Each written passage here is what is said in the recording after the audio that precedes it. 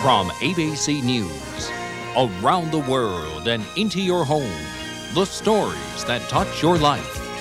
This is 2020 with Hugh Downs and Barbara Walters. Preschoolers learning by the rules, standing in line, waiting their turn. But this woman says that's all the wrong approach. I'm appalled when I see kids sitting on their bottoms and the teacher's going on and on and on and everybody's going shh, shh, shh, shh. Here's her school. Kids yelling, running, learning by having fun. Is your school doing it wrong? Stone Phillips with a woman who says, don't push them, don't tame them. Instead, make them wild about learning. President Bush unveiled his new education program yesterday. It comes after a report this week that some American companies are going overseas because foreign workers are better educated. It's no news that American children have fallen behind. Some say one solution is to start teaching them at an earlier age. But Stone Phillips has found an energetic, somewhat eccentric woman whose message is, let the kids be kids. What does she mean by that? Watch.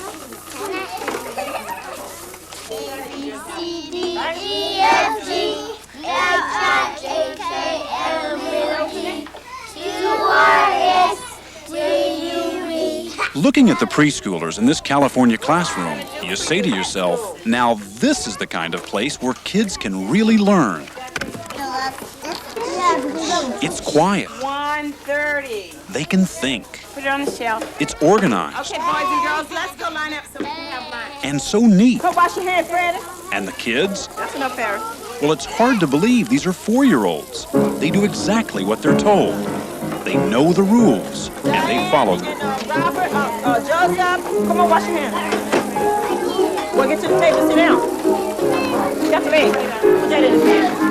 Okay, be back here. Please sit down. Please walk. Come on, Joseph, put your book away. Kathleen, come on so you can watercolor. Kelly, come up on the table, please. Come on, get Miss Jones. Now, you'd think a classroom like this would make any school director proud. But the director here, Mr. Thaxton, doesn't like what he sees. In fact, today he's brought in a visitor he hopes will turn things around. I'm appalled when I see kids sitting on their bottoms and the teacher's going on and on and on and everybody's going shh, shh, shh, shh, shh, shh, shh. On your bottom, Omar. Her name is Bev Bos, and for the past few years, she's been turning things around in preschools all over the country. And she says the problems in this classroom are problems she sees all the time. Kids having to stand in line way too long. Teachers doing things for kids that they don't need to do for them. You use a lot of colors. Kids not excited. There's no zest or passion. We have enough color by number people. We want people who can think, because those kids are going to write the new computer programs. Those are the kids who are going to solve the environmental issues. Those are the kids who are always going to look for a different way to do something. Okay, when you finish drawing your picture. Boz says these 4-year-olds ought to be yelling and running around. There ought to be fewer rules and more play. It ought to look more like this.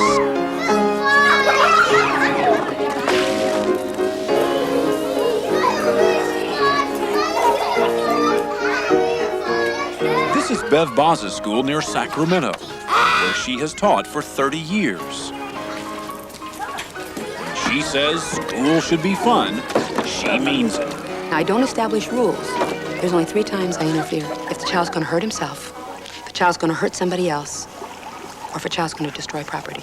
I say to myself, will the end of the world come if I just let this go? Could a kid learn something? Could a kid grow? Could he negotiate a little bit with another kid? Now, believe it or not, this classroom is a national model, recognized by experts in early childhood education as an ideal learning environment for preschoolers. There is a perception when you walk into a classroom where children are active that it may be chaotic, but I think what's important is that what we see is child choice and child-initiated activity. Sue Bradykamp is president of the oldest and largest organization of early childhood educators in the country. When children are playing, they are learning. In fact, they're doing some of the most important learning that they will ever do in their lives. I'm painting the floor. I'm painting the floor, too. It seems so chaotic. Kids painting on not only the paper, but everything else in the classroom. Kids taking off their clothes. Yeah, so, I mean, but what does it matter? Again, think about it. Will the end of the world come Kids don't catch colds from taking their clothes off. There's nothing wrong with that. See, I think we have interfered for so long, and what we try to make kids is young adults. They're not young adults, they're kids. Blowing bubbles every day? Every day. Is that a learning experience? Well, how come a bubble's always round? I mean, Obviously, I didn't learn the lesson. I needed a few more bubbles in my Even if you early use a childhood. square thing, it's air pressure. And kids just seeing that and just doing that, even if they never learned anything from it, just the sense of joy. When you see those kids chasing those bubbles, what difference does it make? What about those who say preschool should be just that? Preschool. Letters, numbers are important. We should never have started to call it preschool. What we did was we kind of set ourselves up for criticism because we said we're getting ready for school. But let me tell you, you can't get kids ready for school. You got to get schools ready for children.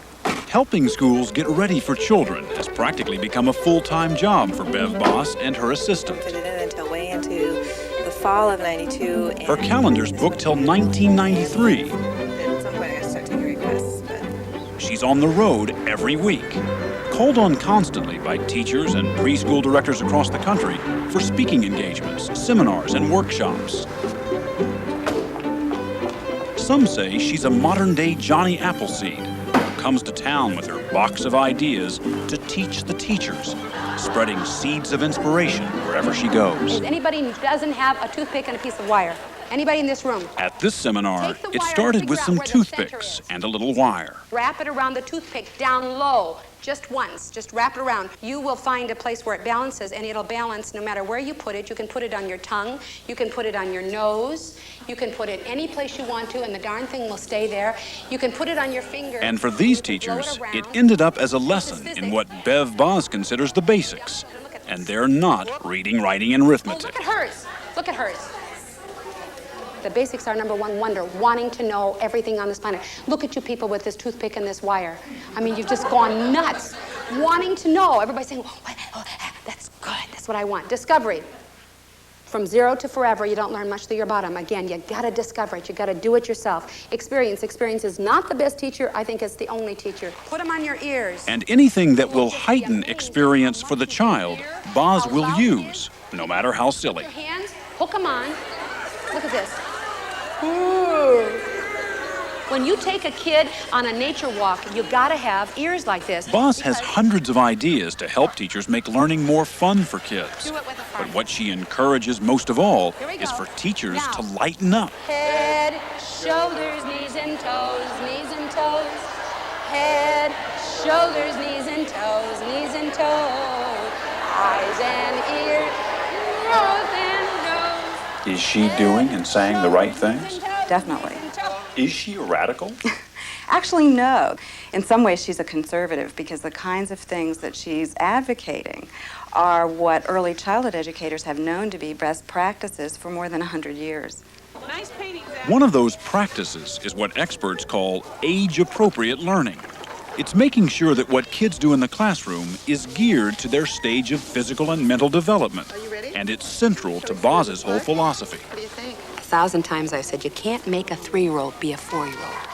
I think of life as a book. There are chapters and stages. And if you don't complete the stage, then you're not prepared for the next stage. There's been a trend nationwide for the last 10 years that has been toward what we call a push-down curriculum, so that what used to be taught in first grade is now taught in kindergarten. And what used to be taught in kindergarten then gets pushed down into preschool and even earlier. Okay, now let's do your last name. Education is not a race. It's not who gets to the finish line first, it's who stays with it longest. And This is the creme de la creme preschool in Houston. Here, preschoolers take foreign language and computers. They start learning their letters at age 2. And by the time they leave for kindergarten, most can read. Mommy, you want mommy? Mommy. Roberta Babb is the director. I really get upset with people who say, well, children shouldn't learn to read until they're in first grade. Just wait till they're 7 years old. But they ought to have the opportunity to decide if they want to do it. It ought to be there for them. They shouldn't wait until they get into first grade. By the time they're in first grade, it's too late. But Bos says spending years teaching preschoolers to read is inappropriate and a waste of time. Let me tell you how long it takes to teach a kid how to read. Let me tell you, if the child is ready, if their vision is ready, if they're ready, it takes 24 hours, 24 one-hour sessions to teach a kid how to read. If they're not ready, you've set them up for failure, they don't feel good about it, it takes a lifetime and they never love it. And you know what they read? They read the newspaper, they might read the Time magazine, but they never read the novel, they never read with passion. And no giggling. Earlier is not better. It says the big elephant makes big poop. Look at this. Bos says at age 4, kids shouldn't be learning to read, we should be reading to them. And the little mouse makes... Little poo. Yeah. You welcome interruptions. Where is the snake's bottom? You know, I never see kids asking questions as interruptions. That's kids entering the learning process. See, I see teachers flinch when kids interrupt. If they don't interrupt, I think there's something terribly wrong. But interrupting's rude. Oh, life is a conversation. If you stayed on the first page for the whole story time, it would be okay, because that's what the child was interested in. It's not getting to the end of the book that matters at all. People. So what does matter? What are the crucial lessons for preschoolers according to Bev Bos? Bos believes one reason many of our kids fail is that preschools spend too much time on letters and numbers instead of social skills. Kids have to be social by 6. If they're not social by 6, what happens to kids, if they don't know how to give and take, if they don't know how to negotiate, if they don't know how to make friends, fight, go back to that friend, what happens is that other kids push them away. Then the kid gets pushed away by the teacher. Then what happens? It gets pushed away by the principal. And then all of society pushes them away. Whether we survive or not on this planet depends on how we socialize. Bos says the other reason kids fail is that we're afraid to let them take risks. One of the number one conditions for self-esteem is risk. And we just take it away. We're afraid that a kid's going to get hurt. We're going to get sued. I'm going to be in trouble. A mother asked me... Those are real problems in the real world. Yeah, getting sued, you know getting what? hurt. Guess what? Our kids risk probably 100 times a day in our school. And you know that nobody in our school's ever had stitches? How do you ever find out what you can do if you never risk? Developing a self or a sense of yourself. What they find out from taking that risk is that they can do that. That challenge. I can do this. If you're right. I am. If in fact you are right. How have we missed the boat so badly? I don't know, and I think about that a lot. I only know it isn't working. We need to take everything we do at an early childhood level and move it up into the public schools and into all schools, where the kids walk in the door and they're excited and they're passionate and they have a zest for learning. Then we're going to have quality education. It is possible. It is possible. Here she comes. Woo-hoo! I had lunch with you, didn't I? We sat at the same table. And above all, life ought to be fun. Oh, life ought to be fun for kids. I smell like cookies. It's true.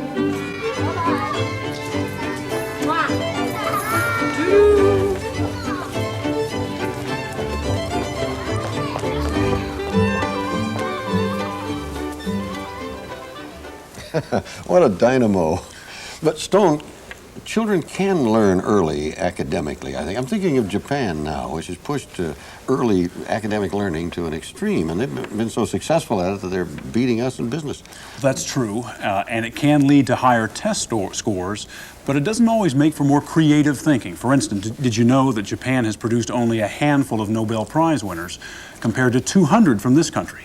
And the most literate nation in the world, Hugh, Denmark, doesn't even begin to teach reading till kids are 6 or 7 years old. You know, her sessions look like there's no structure at all to them. Is that deceptive? Does she have a structure? Well, there is a structure. It starts with free time, and boy, is it free.